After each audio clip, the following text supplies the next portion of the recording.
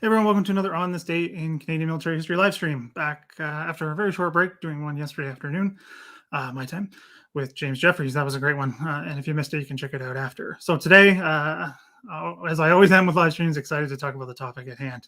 But this one, particularly because it is a battlegrounds that I've seen. So today, very excited to have Mark Zuehlke back on the channel for his second appearance. Had him on for the Shelled back in the fall, which was amazing. I'm sure many of you enjoyed that one. But today we're going to be talking about Operations Totalize and Tractable. I'm going in chronological order there.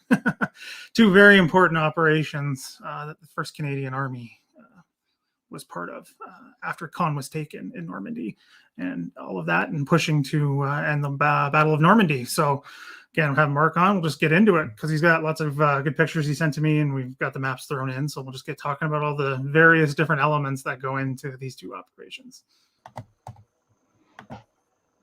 So, hey, Mark, thanks for coming back. Oh, you're welcome, Brad. Good to be here. Yeah, it's great again to have you here and talking about something very different, because we had you on about the Shelled, like I said, in the fall, and that was an amazing presentation and lots of great discussions. So hopefully we can have lots of good input as well from those watching today about Operations Totalize and Tractable. So normally I ask, why you do what you do, but I think we covered that last time quite well. Yeah. You have your whole series that we were just chatting that you're still going to do more on, which is amazing. You've covered all of it. I've got a whole bunch of them behind me. So many I can't keep up. So Tractable Totalize. This was, I reached out to you. You said, I was like, you can do whatever you want. So you chose Tractable and Totalize. I guess I can ask kind of why did you want to talk about these two operations? I think the reason I kicked on them is most people have some familiarity with D-Day itself. I think the fighting on the beaches or inland from the beaches of June 7th to June 12th is now a bit better known by Canadians, right. Particularly because of the 12th SS killing Canadian troops at the Abbaye de Auty and other places. Yeah. I think there's that kind of familiarity. This Totalize and Tractable are 1st Canadian Army's, what I consider 1st Canadian Army's real debut. Up until then, it's been mostly a 3rd Canadian Infantry Division show. You have suddenly 1st Canadian Army who are new kids on the block. They've come over from England. They've not been in combat before. Well, some of the 2nd Canadian Infantry Division people have been in Battle of Dieppe and survived. And the other thing I would like to mention is also all of the regiments from the Canadian divisions for 4th Canadian Armored Division and 2nd Canadian Infantry Division particularly had been strengthened by veterans brought in from the Italian campaign, who were filtered through the units to provide some battle experience on the ground. So there's always that part. So they're not entirely new kids on the block. There are some pretty seasoned veterans there. But it's a brand new show. They get into some action alongside the British in the taking of Caen. But this is the first time they're going to do, the whole 2nd Canadian Corps is going to operate on its own as an entity. And so to me, that's a really important historical moment, because we're now seeing what is the strength of 1st Canadian Army, which had been retained in England for the purpose of doing these operations in Normandy. So that's pretty significant, I think. And to back up a bit, you have Operation Goodwood, which is the British attempt to Breakout, because there's the context as well that we have to keep in mind is what was the overall arcing purpose of British 2nd Army's operations around Caen. Right. We know that really advancing across ground was important and necessary, but it was also very heavy on drawing the German armored divisions into a pitched battle and hopefully destroying them and keeping them away from the Americans so that the Americans could finally build up enough strength to break out of the blockage, which they're mired in at this point. And it was always the idea was that they were the ones who were supposed to do the breakout, but it ain't going so well. And so now we have, 2nd British Army and 21st Army Group is going to have to do the job and keep the Germans pinned down at the same time. So, a huge undertaking. So that's kind of where I come from in my enthusiasm about Operations Totalize and Tractable. Yeah, it's one that I've always been interested too as well. I mean, it's got a lot going on. It's got so many connections to so many different units. So I think a lot of people are interested in that because a lot of people have interest based on personal connections.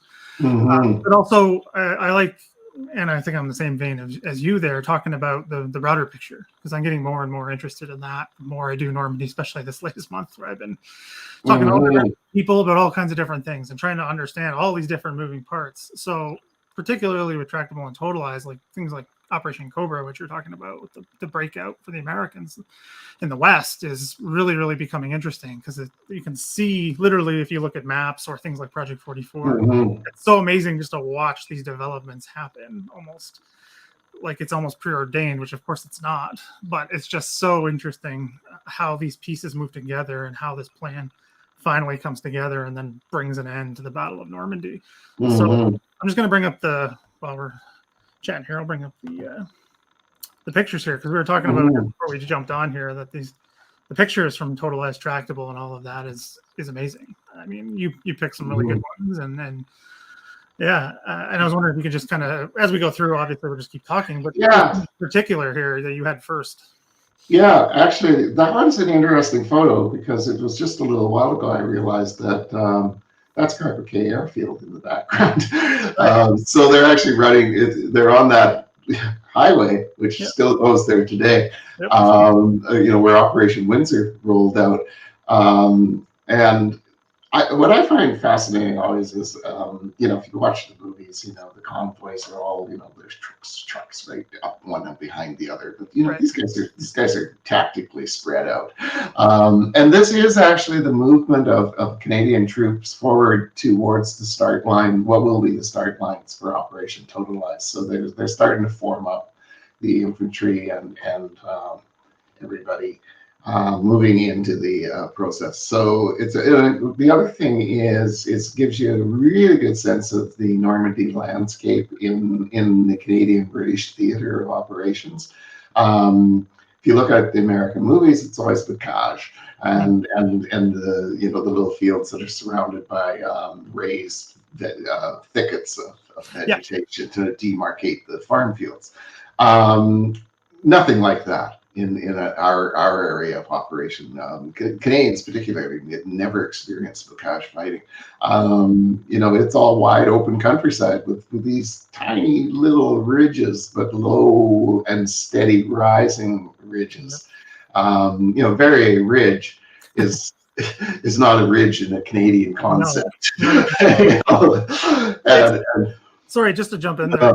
That's so funny because like I said, I've been across all of these battlefields with the Canadian Battlefield Foundation. That sticks out to me, right? Because it's just such you don't know what you're looking for. You wouldn't even notice because it's so. But that speaks again to this whole sector. And the bocage comes up constantly. People assume all of Normandy is bocage, and I go, not even close. Well, that's right. And when I'm doing the tours with Liberation Tours, and we get them up onto Barrier Ridge and stand there and look down, it's like, well, you're just looking down this long, gentle decline to where it's calm, and it's like I always liked the TV series that the McKenna brothers did. Valor and the Horror. Valor and the Horror. Thank you. There's a line in there about the Black Watch scaling Barrier Ridge, and I'm thinking, scaling? No, we stroll up Barrier Ridge. Is sort of what happened. It's there's not even barely an incline. So that's the countryside we're dealing with. When you get over Barrier Ridge and are running towards Falaise and closing in on Falaise, the landscape gets a little more rugged, and in those days there was much more force. That plays a major role in Operation Tractable, which we'll get to. Yeah, largely wide open country. Yeah, and I had Mark Milner on the anniversary of D-Day, and his theory, the thesis that's very well supported of the tank country. So that obviously is for the early part of Normandy, but it can work both ways, right? That the Allies can use this to their advantage now, and pushing down, right, the conflict highway. And again, I'm going to keep going back to these photos because it's just, these are great. But it's, and I've had Paul Wooditch on, Woody from World War II TV. Yeah. And he it's always so, because we had him on talking about just when he was only doing the tour guiding, and people are talking about it, he's like, I love doing the Canadian story because it's literally a straight line. And that's just literally how the ground is laid out, but also the way the towns are laid out and everything. It's a little easier, but again, there's a lot of moving parts here that we'll get to talk about. But it's amazing to get to talk about this with these photos and everything.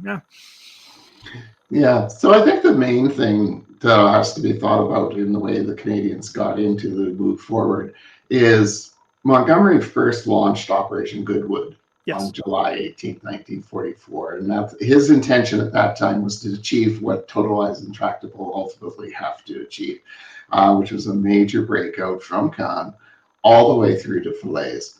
And it went extremely badly. There were a number of factors that point. It was a very complex plan. The armor had to move across the Orne River just before it went into the attack, with the idea of getting surprised. They didn't achieve that. Right. As a result, there wasn't much artillery also available, and so he was going to make up for it by having Bomber Command blow everything up. And of course, he still got to be tying down what is basically four German divisions and elements of a couple other German divisions that are all armored. So that attack goes in and it fails very badly. There's very little ground won. And Lieutenant General Guy Simmons, who's commanding 2nd Canadian Corps, he also is supposed to be trying to do a breakout, but it's dependent on Goodwood's success to open up the flanks. And so that fails. Everyone sits down and tries to figure out what to do next, basically, with Goodwood's failure. And Eisenhower, as the Supreme Headquarters Commander, has told Montgomery that he's got to continue banging forward in order to keep those armored divisions pinned and allow time for the Americans to build up sufficient strength so that they can do the breakout of Operation Cobra. So the British are worn out, though, pretty much. So now that's why 1st Canadian Army is then brought into the picture. And so we get into Operation Totalize. So Simmons, who is a fairly dynamic army, he's a thinker. He looks at what's happening and what Goodwood did and what was done that was wrong and how can he fix those. Right. The first thing is the attack went in at daylight. And Simmons watched this Goodwood unfold from a hill on the west of the Orne River with his aide-de-camp. And the first thing he saw was a whole bunch of British tanks screwing up, being hit by anti-tank gunfire from Barrier Ridge. And he said that, knowing that it would come to them, that when our time comes, we're going to do it at night. Right. So this is a pivotal decision point for how Operation Totalize is going to roll out. Now, you keep in mind, the last thing you do in Allied doctrine are night attacks with tanks. Right. It just doesn't happen. It's not even envisioned as being possible. So we're looking at a completely, fairly breakthrough vision of how things are going to happen. He's got a second problem, And that's that he watched the infantry coming out behind the tanks on foot and being left in the dust. Right. Literally. Yeah. Very dusty in that time of year in Normandy. So the armor's out alone, getting slaughtered, and the infantry can't keep up. So fortune places him in a spot where he happens to be looking in late July. He comes across the 3rd Infantry Division's now abandoned M7 self-propelled guns, the priests. They had used these for landing in D-Day because they wanted to be able to keep up with the infantry as much as they could in providing support. So they were given these American weapons to do that. They have now gone back to the traditional British-Canadian deployment of 25-pounder guns. And so these priests are just sitting around as surplus, waiting to be eventually returned to the Americans, probably. Simmons looks at them, and he realizes that if you strip the guns out of these open self-propelled guns, if you took the guns and all that other support, where the ammunition lockers are, all that, strip it out, you can stick infantry inside there. And we're seeing pictures of these as they are. So that leaves him looking for, there's 76 of these. And he gets a guy called Carl Rice Boehm, who was the lieutenant colonel of the Royal Canadian Electrical and Mechanical Engineers, and I always have a hard time remembering all those words and where to put them. It's a long one. It's a very long one. Yeah. The RCEME, even the acronym is long. And he tells Boehm that he wants these things converted into armored personnel carriers, and he's got a week to do the job. Which is, they estimated initially, we're looking at it, that it would take 3 weeks. He's got a week. But he's given orders by Kruar, Lieutenant General Harry Kruar, who's commanding 1st Canadian Army. He's given basically orders that he can show to anyone he wants and to get priority on anything he wants. And with 250 engineers, and I love this part, they descend on the beaches of Normandy with cutting torches, and they're just cutting apart damaged LCAs and LCTs that are still floating around there.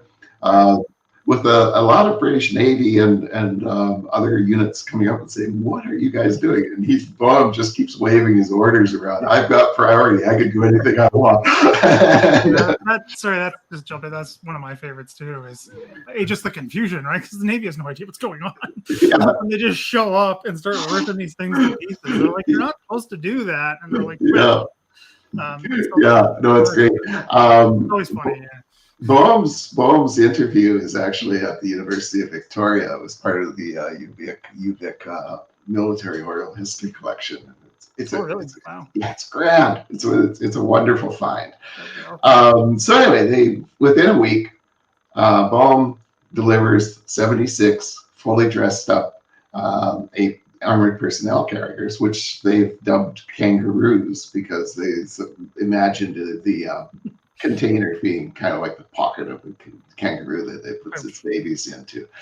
So that's the origin of the kangaroo. Ultimately, of course, these ones won't be in service for that long because they were mechanically, kind of improvised. They'll take the Ram tanks and take the turrets off of them and reconfigure them, and that'll be the kangaroos that we see mostly used up through Northwest Europe. But these guys were pretty innovative, and again, that's where it's interesting. So Simmons innovates that he needs armored personnel carriers. He figures out a way of getting them. He's going to do the attack at night. So we've got a very distinct plan coming together. So we've got the 76 priests converted into kangaroos, and he did get 60 M14 half tracks that they basically bummed from the Americans mostly, to do the attack. Now, originally, the German lines were being held by armored divisions, and so Simmons was going to pack his armor into the front and do the attack. But Allied intelligence then, just very shortly before the operation begins, informs him that the armored divisions have pulled back, and now it's infantry divisions that are holding the frontage on the German side. So he does a switch. He takes 2nd Division and which is an infantry division, puts them into the APCs, puts them out front, and the 51st British Highland Division is brought up on the left side, and they're supported by our 33rd, I think it is, British Armored Regiment or Armored Brigade, and we have our 2nd Armored Brigade supporting the Canadians. So you have 2 columns, basically shoulder to shoulder, and Simmons, in his Operation O group at the corps level, said, "We plan to attack in depth with armor at night." And one of the other officers said, "We've never done that before." And Simmons says basically, "Yeah, and that's why we're going to do it," because nobody's going to be expecting it. So it's a good plan. He sets it up, and it was originally supposed to be in 3 phases. He strips 1 phase out, so it's going to be the infantry rolling forward to a set objective, and by the time they start to run out of steam, he'll leapfrog the armored divisions through and they'll carry on in a breakout to Falaise. We only have the 1 armored division, which is 4th Canadian Armored Division, so they bring in 1st Polish Armored Division and hook them into the 1st Canadian Army, which is a grand decision because they will stay with us for the rest of the war. And a very, very tight bond is built between the Canadians and the Polish troops as a result. So that's basically it. This is the setup, and Montgomery's got very high expectations for Totalize. Montgomery always had high expectations for every operation. I actually always think it's funny that the American conception of Montgomery is that he was kind of slow and things like that. But every time I get looking at an operation he puts forward, it's almost like, with great dash, he's going to win the war. And he's got that vision here. He's going to, by getting to Falaise, he's going to encircle the German army. He's going to cut them off. He's going to destroy them. And he's going to move on to the Seine River and just keep going into Germany. And the Americans can catch up. So very grand ambitions, very, very demanding idea of what was going to be happening, and yet we have an army, both the Poles and the Canadians have not fought, who are going to be involved in this, have not fought a major battle at all. So we're going into something with not a lot of experience, and so it's interesting how well they do. The operation kicked off at 2,200 hours. And Bomber Command, actually, you could drop back to that Bomber Command. Let's look at the map here. Yeah, do you want to do the map? So you can see the idea. And Falaise is at the very bottom of that map. Or, no, that's not Falaise, is it? No, it's off the map. That's the best I could do. That's okay. They're off the map down to the south. That's I can't remember the city down there, Cagney or something like that. That's further south. This is the 1st phase, right? So this is right. So you can see the depth of the thing. The left-hand side, if you're looking down from the number map 4, is where the British are, and they're going down there. And we're over on the right. punching down there as well. And it starts out pretty darn good. The night movement is going well. They used a lot of, again, some innovative stuff, radar direction finding that was supposed to keep them on track, artificial moonlight using, searchlights, thank you, to illuminate the clouds above. And also some of them just as directional pointers. You just keep going down that channel and follow those lights. It works pretty well. Not, nothing in this works perfectly. But they're really going forward. They do stray all over the place. Like there's, I can't remember which of the Canadian regiments it is, the infantry regiment. It ends up 3,000 yards in the wrong side of its objective. That's a big whoops. You're 2 miles off course. But there you go. Bomber Command started off this attack with bringing in bombardment in front of the Canadian and Polish or British advance. And that's huge what they did. 642 bombers tasked with over almost 3,500 tons of explosives. That's an awful lot of ordnance. And of course, it doesn't exactly go as well. That part actually did go as planned. Later on, we get into the other problem. Overall, the offensive that night is a huge success, and it really proves the worth of the kangaroos and the APC idea. And for British and for Commonwealth troops, that revolutionizes how we are going to look at doing warfare in the aftermath of this. Very much, trying to create a more mechanized infantry. Never really getting there entirely. Like just didn't have the industrial might to do that, where the Americans could produce half tracks left, right, and center and get their guys in. We never really see that. Instead, what we see is the kangaroo units being used as a kind of fire brigade, basically. Where an offensive is going to go in and go into bad stuff, we'll rush the APCs over there, get them in and use them. But it still changes how the battlefield develops for the future. And it actually also leads to more reliance on actually mounting infantry onto tanks and doing the kind of Russian technique going forward. So, we see that kind of innovation coming out of, to a large degree, Simmons's decisions and thinking on this.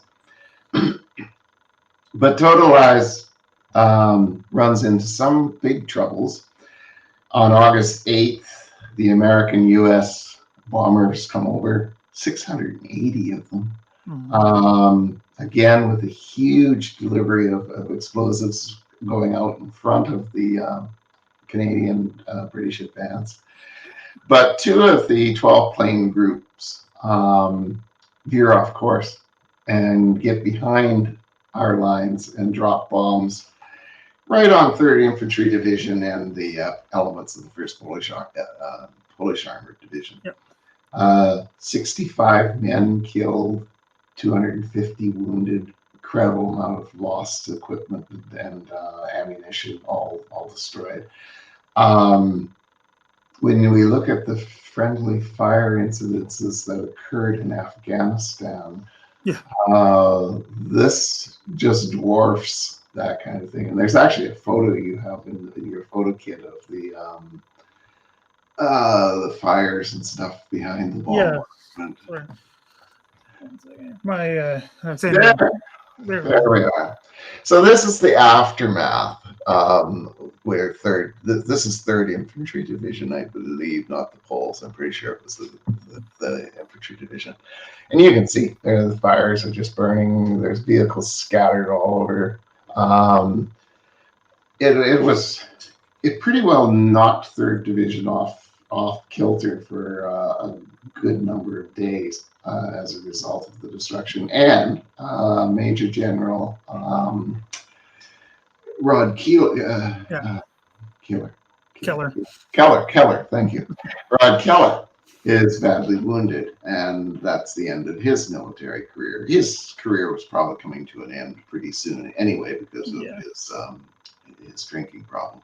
Well, sorry, just to jump in because I had talked about James Jeffries on yesterday, talking about Bomber Command and Normandy generally, but he brings that up because talking about the issues of supporting the ground assaults, and I said the same thing. I'm like, he was wounded and that was the end, but I think it was the end anyway. So it just kind of gave them the out because they were willing to get rid of him anyway. Yeah, the axe was pretty well going to fall on him. Crerar had run out of patience with him, and Crerar, when he ran out of patience with people, they didn't last very long. And it was the same with Simmons. Both of them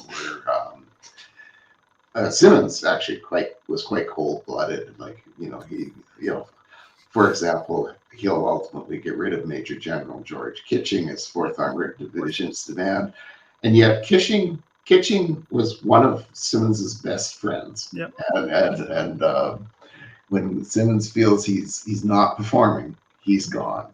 And so yeah, very. We'll have more friendly fire again from bombers as these operations go forward. But there we are. As the advance goes forward, the Germans counterattack, and one of the things they bring in is that they send forward is the German armored column, and that's commanded by 12th SS Haupt. I can never do these SS ranks. Hauptsturmführer Michael Wittmann. And Michael Wittmann is an interesting character. He is a tank ace and celebrity at this point. He has killed 143 armored kills, mostly on the Russian front. So he's the top ace, as they call him in Germany. And he's got Tigers 5 Tigers, I think it was, and a bunch of other tanks in his column. They roll up against the Sherbrooke Fusiliers A Squadron, which is under command of Sidney Radley Walters, who has a very distinguished military career through the war and afterwards. And they ambush the German column through a wall of a farm that they're anchored into, and Wittmann's tank is amongst those destroyed, and he's killed. There's an ongoing debate about whether it was the Canadians who knocked it out or some British anti-tank guns that were up on the other side. Brian Reed, who wrote No Holding Back, which is about Operation Totalize, he did quite an extensive investigation into the Wittmann death scenario and what happened and all the records and that. And he pretty much just come down that it was Radley Walters and his group that knocked out Wittmann's tank. The British definitely knocked out some other tanks as well. Right. But that debate will rage. Yeah, because I knew that's coming, but it's inevitable to be compared to the Red Baron, right? It's both involve Canadians, big name, and a debate I don't think will ever end. One, certain people will present evidence, and other ones will say, "Well, that's not quite evidence. That doesn't hold up." Yeah, I'm just of this, especially with Wittmann. He was gone. Yeah. I know people have said like we should know who did it because of history. I mean, I get that. I do. You're never going to figure it out. Well, that's right. So at the end of the day, he was another SS tank was gone, and to me, that's the important thing. Yeah. And the interesting thing is, I've been to his grave site in the German cemetery there, which is interesting, and it's always a little better taken care of than the headstones around it, which I always wonder, well, who's doing this? Although I was actually there once when the caretaking of the German cemeteries is taken care of by German soldiers, and they volunteer to come. And we were actually there once when there was one of those teams in the cemetery doing the cleaning up and washing the headstones and stuff like that. And that was quite interesting see how that's done as opposed to how the Commonwealth War Graves Commission cemeteries are operated. Right. Very different show. Anyway, that's a digression. Yeah, I don't want to go on too much about that because I will be hard to stop. So yeah. So Totalize, by the time Wittmann is killed, is also floundering. They're running out of steam. The Polish and Canadian units are suffering heavier than anticipated costs. And another misfortune comes with the deployment of Worthington Force, which is a British Columbia regiment's squadrons, three tank squadrons, supported by 3 Algonquin Regiment infantry units, companies. They set out in a night advance. They get disoriented. They get off track. They stray off the main highway, which you can see on that map, that runs straight south down the thing. They end up crossing to the left of the road and meandering off into the wilderness. Mm-hmm. They were supposed to be at the right side of the road, taking a vital hill. They end up on a hill, and they think they're in the right place. Dawn comes, and they realize they have no idea where they are. They can't communicate with the rest of the 1st Canadian Army as to where they are to get any kind of support. The Germans launch a huge counterattack with tanks and infantry and basically surround them. The Algonquins managed to fight their way out on foot, taking quite a lot of the tankers with them, and casualties are surprisingly light in human terms, but the tanks are all destroyed or knocked out. Yeah. Sorry, just real quick, I'm going to have Mike Bechtold on at, I can't remember the date exactly, end of the month, 28th, I believe, to talk in depth. So looking forward to that, and he's done lots of work on that too. But yeah, it's a story that's it's a sad story, obviously, because they get cut off. And I was going to say that the counterattack, particularly at this point, with what the Germans have left, it's a heavy. They throw a lot at that force. Yeah, and I think partly they were as confused as everybody else was as to why the Canadians were there, and they feared something much worse than what they thought it was actually a planned operation as opposed to basically Worthington got off course. Mike Bechtold has done. You said you're having him on. Yep. Yeah, he's great because he was the one who did the aerial photography stuff that actually showed how they drifted off course, and that was great. So that's going to be a really good show. Yeah, that's going to be a good one. Yeah. But as a result of that and other misfortunes, Totalize is pretty much out of steam, and it kind of just, in a way, just kind of fizzles out in the ridges. The Canadians can see the church spires of Falaise in the far distance, but they're not going to get there, not in that push. And as a result, Totalize has tended to be viewed as a failure because it didn't reach Falaise, it didn't achieve its objective, and because Colonel C.P. Stacey was always very, very strict about criticizing Canadians anytime they failed in anything. And he declared that had the troops been more experienced, the Germans would not have been able to contain the offensive, and it would have broken through, and everything would have gone well, and Montgomery's vision would have been satisfied. Crerar blames the Poles for not keeping up. Simmons is starting to blame Kitching and the Poles, and in no way, which is also typical trademark of Simmons, nothing with his plan was flawed at all. No, never is. No, Simmons knew exactly what he was doing. If everyone had just done what he said, it would have been fine. Yeah, I think the gentleman to his left there has something to do with that. Yes, and actually, I love this photo. Yeah. So Monty is in the middle. Simmons got his black tanker's beret because he modeled himself after Monty. But okay. Yeah, neither of them had any credit. They didn't deserve those berets. ever. And there we have physically distanced from Harry Kruar, Yep. smoking his cigarettes. He was doing about 3 or 4 packs a day at this point. He Yep. gets up to 6 packs, I believe, by the Scheldt estuary. And he looks like the odd man out of the show. Literally. And Monty, of course, never wanted Kruar. Monty wanted Simmons as 1st Canadian Army as commander. But he got Kruar instead. And he does everything he can to the end of the war to get rid of Kruar. Constantly trying to get rid of him. I mean, yeah, sorry, you said this photo. I'm so glad you included it because it's perfect. It literally shows in spatial relation the relationship that these individuals had from each other. Yeah. Literally, Monty is literally in the middle between Simmons and Kruar. And that literally happens on more than one occasion. Yes. It's just it couldn't have been more perfect for his. I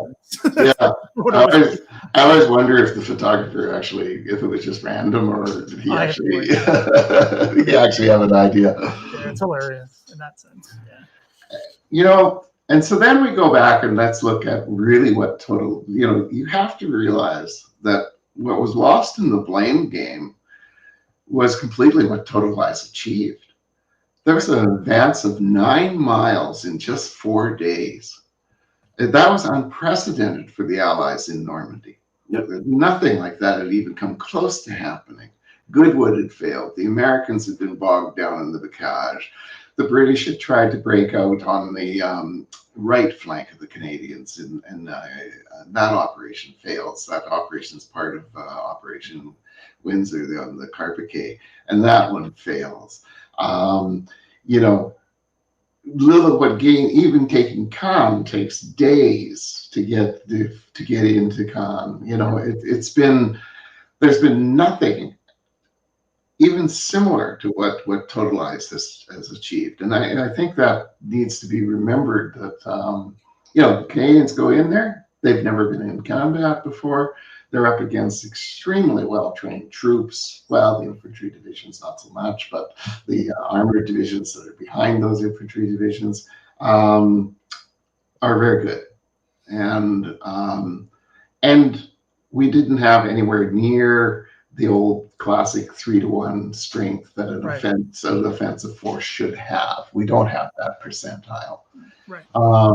So I think the factor that they got down there, the 9 miles, and set up a platform for putting Operation Tractable very quickly into the hopper, reorganize and get going again. That speaks a lot to the organizational skills that 1st Canadian Army has built in its years and years of training back in England. The staff work to throw together another major offensive in a matter of days is an impressive undertaking. Right. Because that second battle, that second operation has to happen quickly. You can't. The Germans are a bit they're off their left foot. You got to keep that going. And so August 14th, they're ready to go, which is I think significant in that. It's amazing. And Kruar, I love his battle cry. Hit him first, hit him hard, and keep on hitting him. We can contribute in major degree to speedy Allied victory by our action today. And at the forefront again, this time, no infantry, forefront is armor. You've got the Canadians, the Poles, and British armor off to the left in that long hook motion. So, you got a lot of armor stacked up, and just before noon on the 14th, those tanks all start to roll. And in less than an hour, things start to go to hell. As they move into, there's much more woods again, as I mentioned before in here. There's a huge amount of smoke and dust and flames from things burning. Even individual tank regiments get scrambled. They lose track of each other. You've got troops operating independently. But the interesting thing is they don't stop. They just keep on going. Everyone keeps doing what they're doing. Right. Even as they're losing tanks, they're losing their way. They don't even have, a lot of them don't have no idea where they're going, but they're going that direction. And they just keep going. So it's a pretty interesting push. They also then get hit by Bomber Command again. We lose 65 Canadian deaths, 241 wounded, 91 missing, and all later declared dead. The Poles had 42 killed, 52 missing. You know, a huge blow, particularly to the artillery, because one of the artillery regiments is just hammered. So you have this crazy, mad charge as the Canadians, a lot of the Canadians involved in it, came to call tractable. Going on in the front, in the rear, you've got a chaos from the bombing. And yet at the end of the day, there they are. They're on the ridge, and they're looking down on Falaise. And Monty says, I want Falaise taken. And August 17th, the city's in Canadian hands. And that's basically, Tractable comes to a halt at that point. And we start to turn towards the actual movement, towards closing the Falaise gap. And we can talk about that or not. It depends on who. I do. I do want to get into that. Just a couple of things. I mean, just going back, that's what's so interesting with me with the tractable part is you have the same sort of confusion that Totalize had, but they just keep going anyway. That is, to me, is I don't know what the word is I'm trying to get at here. I don't know if they learn, but just keep moving. Like at that point, it's just push forward. Don't get bogged down. Keep moving and hope for the best, I guess. I think so. But it worked, right? That's the crazy part. And I think it goes to a strength of the Canadian Army that they will show again and again as they move up on the left flank of the Allies. You know, that strength is what we were talking about there. You know, we got a tank troop commander. He's lost touch with everyone in his regiment. He doesn't know where his squadron is. He doesn't know where high command is. Probably has no wireless connection even with anybody. And he just keeps going. And so, you know, you've got a captain at the most, usually, probably more like a lieutenant, commanding. And he's made that decision. He just keeps going.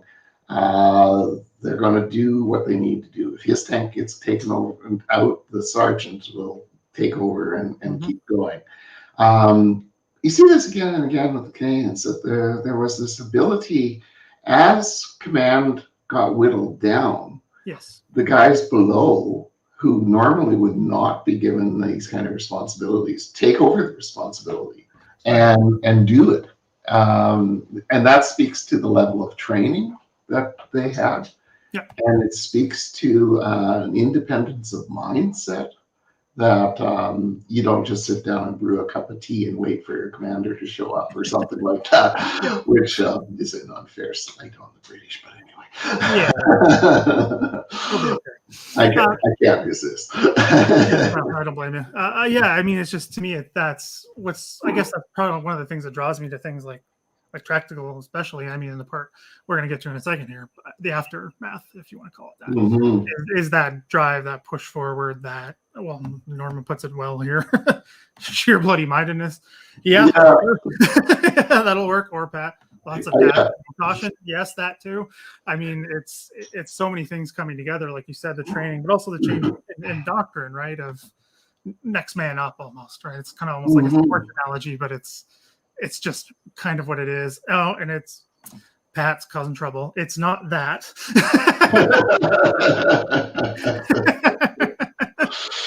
Trying to cause trouble. Anyway, I'm going to go back a little bit if that's all right. We have a question. I think it's a good one from the Great Dominion, who supports the channel a lot here. The idea of percentage-wise, I guess, roughly, of the strength drawn off of Verrier for Luttich. I don't know. And asked if that's a decisive factor. I'm not too sure about the numbers. I think probably not, but it's always hard to analyze these things. Like, what's the tipping point? Where you draw off enough numbers that suddenly you're too weak to defend. Right. I think one of their problems, they really needed to pull their armor back to regroup and refuel and re-gear up their tanks. And so they moved those infantry divisions in to face the Canadians at Totalize. They didn't expect Totalize to come. Yeah, exactly. So they were caught. They were caught off guard. They've done so well at crapping down the British in Goodwood that they thought normally that gives you a breathing space, right? Yeah. You smack down the enemy, and you're going to have they had seen this with the breakout from the beaches. They crashed down on the Canadians in front of Juno and on the Brits at Sword. Yeah. And they achieved a stalemate that lasted a month. Mm-hmm. So that was kind of good news. Yeah. And so they had no reason not to think, I'm sure they didn't think they would get a month, but they had reason to think that maybe they'd get a breathing space where they could regather and regroup and be ready, and they're not given that, and that I think is the real tipping point in it. Yeah, I mean, I think I agree with that in terms of also trying to think in the big picture. Like I said earlier, that's kind of almost the point, right, of the way that Overlord, all of it develops, right, is build that strength that you have. You just literally need the space. And having 1st Canadian Army come online is the perfect example of that. And having that ability to do that, and also to be able to just wear them down with way more troops and equipment, which, again, there's that whole thing about Stacy plays into this about they didn't do good enough, blah, blah. The Germans are better, blah, blah. Whatever. I don't care. I want to win. I don't care how you win. But that's really it. And that's one of the things, the thing about Monty is he always got that. That it didn't matter how you won, just as long as you win. Yeah. And you have the grand plan, and it falls apart. Well, just do something else. Keep things happening. He tended to be very good at that. And you've got to remember too, is the British Army at that point is suffering really major shortages. Goodwood hurt them. The taking of Caen and Goodwood combined has really hurt British Second Army. They've lost a lot of men. They're bringing in. They can't replace they can't reinforce at the rate of their lossage.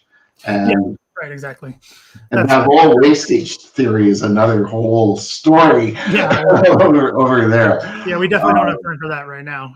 But I just want to keep going here because we're getting close to the hour. But, I do want to show these photos because they are quite amazing that you've included. Yeah, that's Falaise. Falaise gets hammered. Yeah. Sorry, it's been bombed again and again and again. So it's wreckage. It's a beautiful city nowadays. They rebuilt it very well. Very nice. But it's a totally toast at this point. Yeah, and this one as well. Yeah, and that's the cathedral. Yeah. And you can see the amount of damage, the roof ripped open and everything like that. So, but the Canadians, then you start seeing the casualty prisoners of war that start to stack up. And this is as we move into the closure of the Falaise Gap. And the Canadians are now then turning and marching eastward, pushing to get over and close the gap. The Poles are over there as well. Yep. They ultimately get up on the point that they take, the Mazuga, the mace, as they call it. And then they get cut off and are under huge pressure. Canadians are trying to fight their way through. link up with them, and they get to the town of Saint-Lambert-sur-Dive, which we see here. And so this is also where we get our first and only Victoria Cross of the Normandy campaign. Yep. With Major Dave Curry, who is leading the South Alberta Regiment into the town. And you can see Curry is that guy. Yeah, perfect. There he is.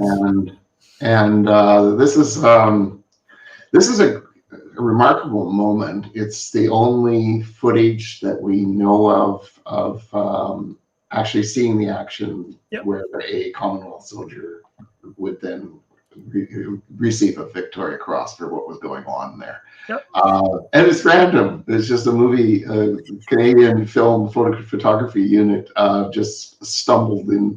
Yep. They actually got lost and drove into the front lines, which was not what they were supposed to be doing. Exactly. Yeah. I was going to say, because I've looked at this event. I've done stuff on the channel with this. I've got Curry's interview that he did with CBC on the channel now.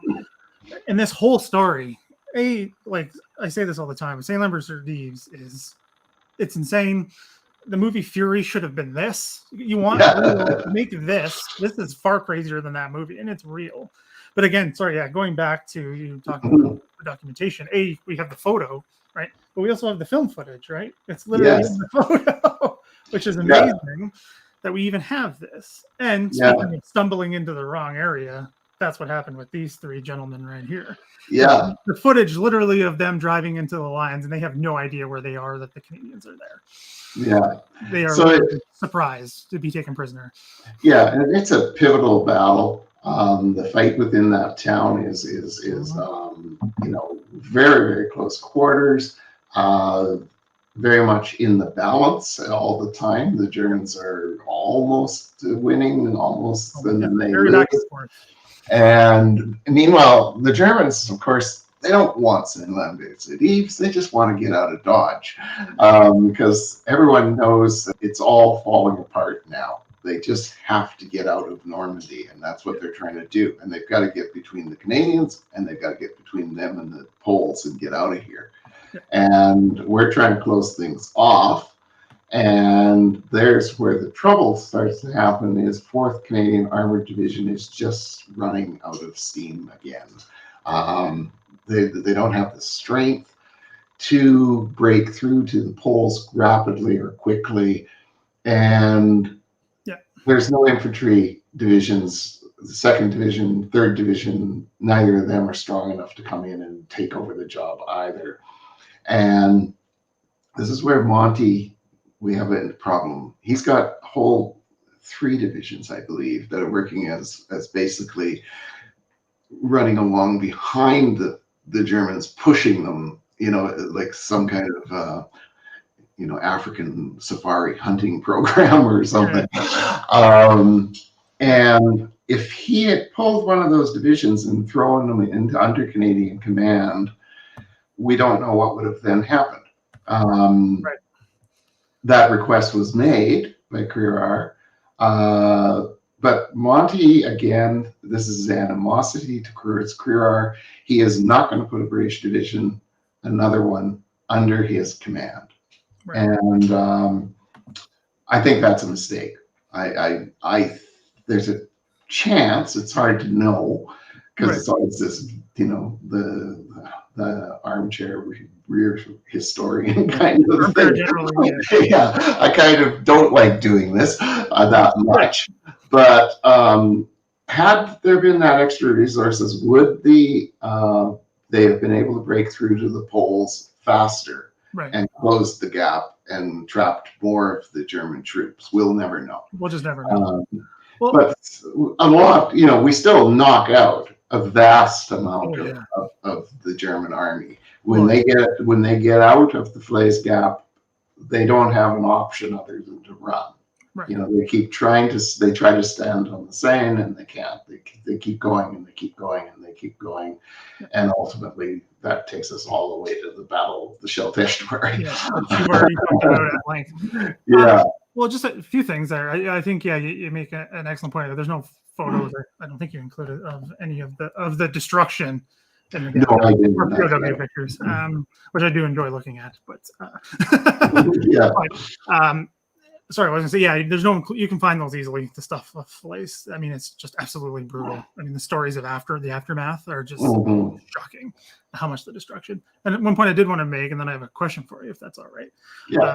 You mentioned again them Germans just trying to get out of there. It's something I discovered recently, and again, well, not discovered, but read again in text and everything, is the second kind of almost Falaise gap that happens at Rouen on the Seine. They get humbled again, and that is just never talked about. There's literally footage of it, and it's just not discussed. Yeah, I found it's part of my Cinderella campaign book. Yeah. And I found a couple photos that show the kind of destruction everywhere. Yeah, it looks like Falaise again. And actually, you know, in terms of equipment, they get savaged there. They you know, that army already badly battered in Normandy loses pretty much the majority of its mobility at Rouen. So and that whole the Battle of Falaise de Lalande, it just doesn't get the attention it should. When I got writing about it for Cinderella campaign, I ran into the same sort of thing. I sort of looked at what Stacy had written about it, and I thought, you know, okay, it was a bit of a dog show, but you know, you get into then the actual accounts by soldiers who were involved in that fighting there, and actually look at go deeper into the regimental records. Yeah, it was an amazing battle. And you know, it's a great place to visit as a battlefield again, because it hasn't changed a whole lot. It's still you know, thickly forested and really worth a visit if you're into battlefield touring. Yeah, I haven't been myself, but I would like to go. I mean, I just want to see Rouen because I just want to see it. Yeah, you'll get your chance. Yeah, hopefully soon. We'll see. Maybe next year. But no, I just wanted to say, yeah, because I think the pursuit of the Seine is not discussed much, particularly because I mean, it's hard. We have things like Curry and all of that, and it's going to get attention. I think rightly so in a lot of ways, but it's not the end. Right? There's still a lot going on, and I'm trying to do my best by bringing a light to that. And I just wanted to make sure that got remembered, because again, I looked at the photos for the first time closely, and I'm like, this could be outside Falaise, and you wouldn't know. You have no idea. It looked like it's crazy. So if you have a few more minutes, I did want to ask you a question. It's not too much of a controversial one. I don't think it is. So you mentioned about the 4th Armored and running out of steam. I've been asked by other people, and not quite sure myself. I have my opinion, but it can be changed. I'm always open to changing my opinion. It seemed from literally looking at the mapping and everything, I know that's not always 100% accurate, but the 4th could have done a little more to get to the polls, support Curry better. I mean, the story of Curry is so detailed and we know so much about it, but I mean, it feels like they could have done more.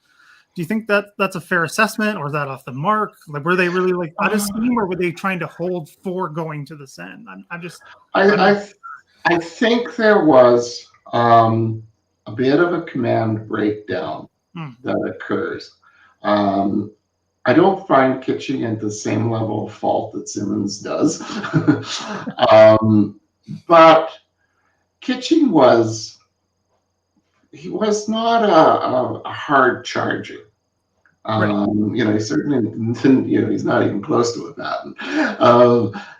And I think his command structure underneath him was of a similar mind. I don't think they absorbed the urgency of the situation fully and acted on it. They were out of steam, but we've seen they were out of steam in Totalize, and they did that scramble, right? And launched Tractable. It's almost like they didn't feel they could do that again. And were they right? I don't really know, because we know they were very weak. The armored regiments particularly had lost a lot of their strength. But they weren't facing the German armored as much anymore. It was mostly, it's mostly infantry trying to, keep that gate open so that they can get through. Could they have closed that if they'd been more aggressive? I don't know. Yeah. I mean, sorry, I didn't expect you to have an answer in that sense. I mean, it's just it's a difficult one, right? Because again, you can look at plots on a map and things that we have in accounts, but you can't know the ground, right? Situation at the time. It's literally impossible. And certainly Simmons, he targets Kitching, and Kitching's gone. So and Kitching had the unfortunate, he's fired twice. He's fired in Italy, and he's fired again there. I had the fortune of knowing him. He retired ultimately to Victoria like everybody else from World War II. and so there was, that was actually one of the things that it makes the UVic oral history program so remarkable, is that they were able to interview people from all, from units that were from all over Canada. Because of that. But anyway, that's another digression. But yes, so Kitching does get sapped, and we do see the division regathers very quickly and becomes so there's probably some merit to it that Kitching wasn't pushing as hard as he probably should. I mean, like you said before, it takes the form of, that armchair generalship. But I mean, it's just, I've looked at this in different ways. It's not just, doing the pure academic stuff. It's just looking at the situation. And then, but also, because I did a lot of with Project 44, digging down into the actual fighting in Saint Lambert, what that was like. And it's like, just a little bit more. They needed just a little bit more would have made a huge difference. And again, and we have Great Demands keeps talking about mentioning what's going on with the Poles at Mount Mel and all of that, and the bad blood that develops and all the difficulties that's a whole other thing. Well, that is an interesting point, because remember I said that Kitching blamed. Kitching was among those with Kruger. He and Kruger both blamed the Poles for not keeping up in Totalize. So there is probably some bad blood develops there, and it's sort of like, well, let the Poles sort it out. So you don't know really in that kind of scenario. Yeah, it's going to be another one of those questions that's never going to really have an answer, because the major players are all now gone and all of that and everything. But I think it's an interesting question to think of. Like you said, like you don't want to do the what ifs too much, but it's one I can't not think about, because I know as well. The story of Curry is amazing, and what he did. I mean, I think it's one of the best examples of leadership in the war, period. Not just Canada, but the war. I mean, him literally falling asleep instantaneously when he's relieved is just crazy. Like he was awake for whatever it was, days and days and days and days. He did, but almost to the point, it's that what if is like, it didn't need to happen that way. They could have done a little more. And you have the Poles over on Mount Hormel. Another utterly epic battle. Would make a wonderful movie as well. They could have two films. Two of those, you could the two of those scenes back and forth. It would be, but it's not Americans, so I think that's that's right. None of us will ever have the budget. we got $10 we can put together between all of us to make these things. But it's one of those questions. I mean, I don't think anyone's ever going to have an answer, but it's just so interesting to me when you literally, because that's why I think things like Project 44 are amazing, because you can see these things and move it around literally and play with it and look at it and you go, okay, what's going on here? There's something happened here, and I guess we're just not really going to know unless someone really digs into that and can get into those archives you said would be amazing. But that's kind of beyond what I can do, unfortunately. But so thanks, sir. That's it. I don't think we really missed any questions. Actually, there is one I want to ask you if you have another few minutes. because again, it gets confusing with the organization of all the different names and everything. I'm talking before even Totalize kicks off. And I'm going to have to ask it. I should have asked it earlier, but Simmons and Operation Spring. Oh, yeah.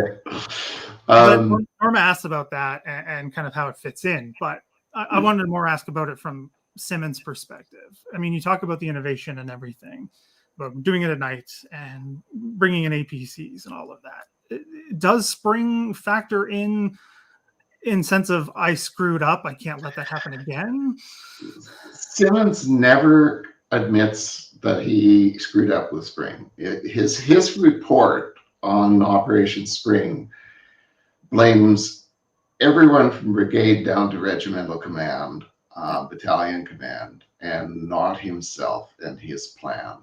And when you look at the plan, it's pretty amateurish compared to what we see later on. Really, it's all. Especially when you consider that you don't scale Verrier Ridge and that you just go up this gentle slope. It's World War I stuff. It's line up the soldiers and off we go with our bayonets. Yeah. The tanks are not really utilized well at all.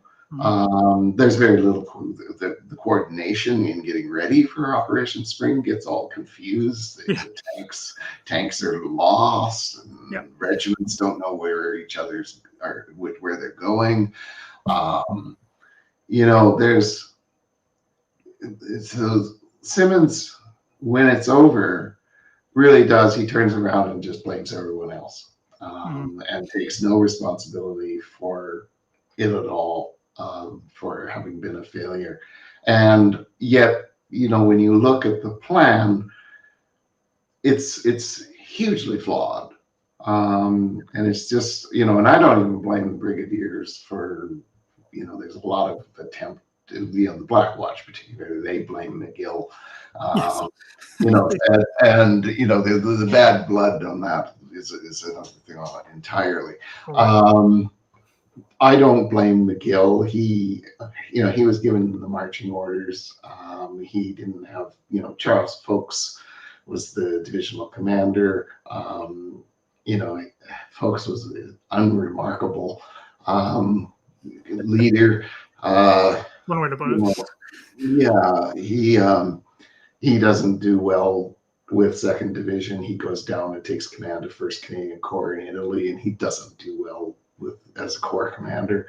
He then becomes the chief of the Canadian Army after the war, but more through politics than ability. He failed very much. So yeah. So you have Simmons giving the orders. You have Folks not doing much of anything, and you have the brigadiers left to try and put these orders into action. And the Army structure is, you can't just sort of say, well, actually, it's not going to work, so I'm not going to do it. That doesn't happen.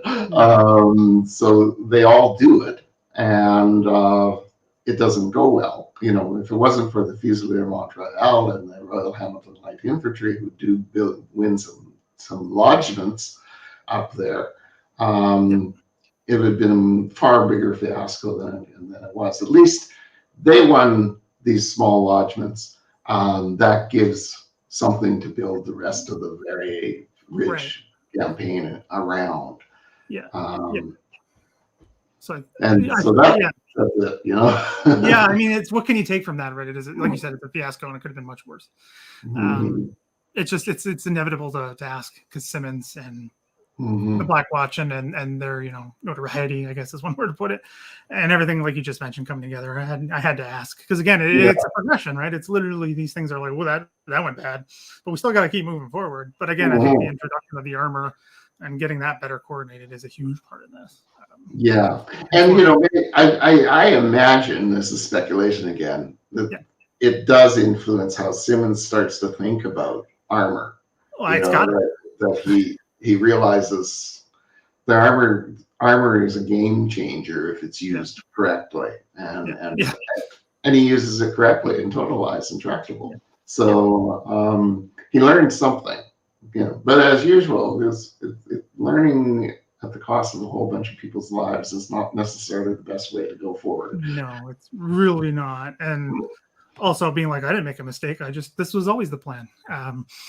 But yeah, so Norm, I liked how I phrased that question for you. And also, also I laughed the description as unremarkable. That's giving unremarkable a bad name. I think he's the human version of cardboard, I think, is probably the best way to describe it. Yeah, no, folks, every time I write about folks, I get dismayed, actually. It's like, Way to put it.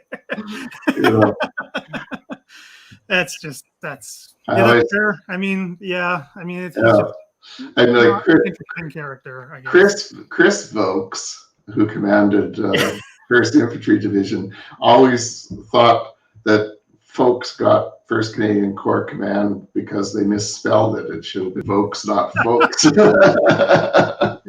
that continues to today. People get that up all the time, and it's often mostly just hilarious results because you're like, oh, well, no, wrong guy. But interesting for other reasons. Yeah. So thanks, Mark. I really appreciate you coming back on. You're welcome. Everyone's questions. People are singing your praises. Norma is a big fan of yours. She loves your stuff. So thank you, Norma. She's very happy to have you back on. So yeah, I put links down below to Mark's books on this time frame. I could have put them all, but there's a lot. The description was getting a little muddled. I tried doing it. I'm like, let's pull back. Let's just do Normandy. 13 is a little hard to fix. Yeah, one day maybe we'll have you on just to talk about, the battle series and everything you've done and what's coming up. Maybe sometime in the future when you can actually get back to the archives. Now that you're sort of returning to normal, that kind of stuff. But yeah, so thanks again. I'm just going to do a quick wrap up and then we'll say goodbye together. Okay. Thanks. Yeah, thanks. So thanks everyone for watching the back-to-back days here as part of the Normandy month. Thanks again for everyone come out and for anyone watching in the future. The next one will be on Monday. Sorry, one second. I need the dates. Dates get muddled in my head with what's going on. I think it's on Monday or Tuesday. Tuesday the 21st with Alex Black. We're talking about Mike Red of Juno Beach.